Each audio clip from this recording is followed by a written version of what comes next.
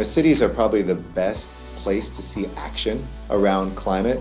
Our systems are what's driving a lot of climate change.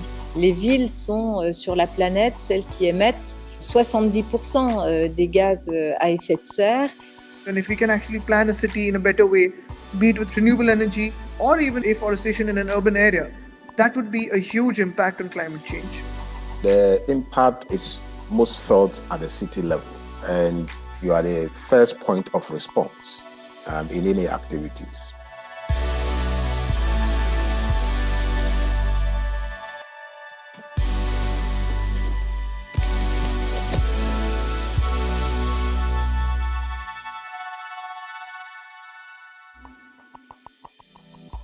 Paris est une ville très dense. Cette densité fait qu'il peut y avoir évidemment des problèmes de qualité de vie, des problèmes aussi de logistique, des problèmes de pollution qui se font sentir plus que dans d'autres villes. I think climate change presents a number of challenges. Certainly the impact of the extreme weather, the deep drought, the fires that come along with that. We've seen our air quality retreat after decades of progress to some of the worst air quality, even in the midst of a pandemic that we've seen in decades. We've started to have many more erratic weather events than before, and I think that is just a pattern for what we now know as climate change. So monsoons have reduced from 120 days on an average to about 72 days to 75 days. But the volume of monsoon has actually hit double that of the 120 days volume. So I think that is really scary. One of the key challenges that we have faced over the years is flooding. The rainfall pattern has changed, coupled with inadequate infrastructure to accommodate running water.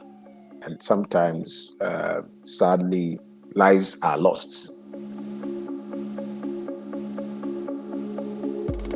We're looking at those things that have immediate payoff as well. Those are the things that we have to do that are long-term. We mapped where there's shade in Los Angeles and where there's not. And we looked at putting new trees where there weren't old trees. We looked at how we were paving our streets and are pioneering some of the first light paving of an asphalt that literally brings the temperature down by as much as 10 degrees because people need to feel cooler when we hit a drought. Most of our natural soil area is getting covered with artificial elements like concrete or asphalt. So there is no water that's percolating into the ground. So we've created percolation ponds where it'll go down into the aquifer and we can really have water tables rising, hopefully after some years. That's what we're working on. We are building heavy infrastructure of storm drain and dredging water bodies so that we can reduce the incidence of flooding.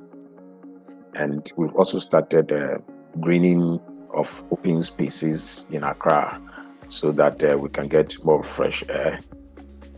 En intégrant, par exemple, toujours sur les mobilités, ce qu'on appelle, nous, ici en France, les mobilités actives, la marche à pied, le vélo, en intégrant également, bien sûr, la baisse des voitures individuelles, la fin des moteurs thermiques, aller pour ceux qui seraient encore obligés de prendre un véhicule automobile plutôt vers l'électrique ou vers l'hydrogène.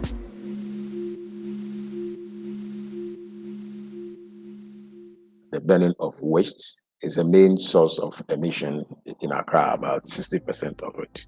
So we are promoting more recycling and reusing of waste. And our aim is that by 2030, we should have the amount of waste that goes to the landfill site.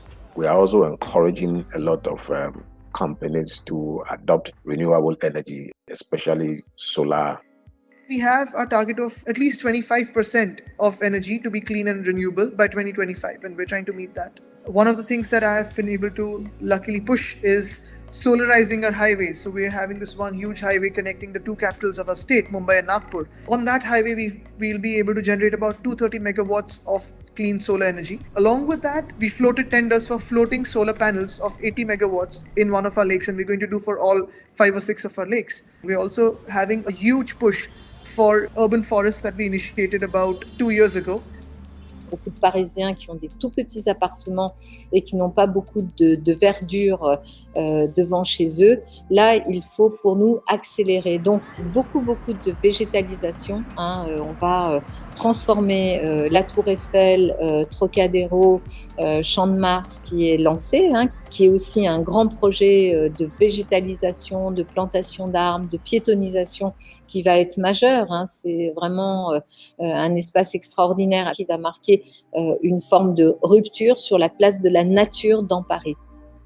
More parks, more walkability, more bikes, better public transit. A place that moved from being the car capital of the world to a place that's now the transit capital of the world. We're taking off our gas plants that right now generate much of our energy and actually building renewable energy projects, some of the largest, for instance, solar projects in the United States of America. But I think that the thing I'm maybe most proud of is that we're taking all of our wastewater and going to be recycling that and reduce the emissions that we have because we use a lot of electricity to bring that water to Los Angeles today. So it's big and it's small, it's neighborhood based and it's systemic as well. But we're very excited to be able to do that and to show the world you can still have a great city and a great quality of life even as you transform your environmental work.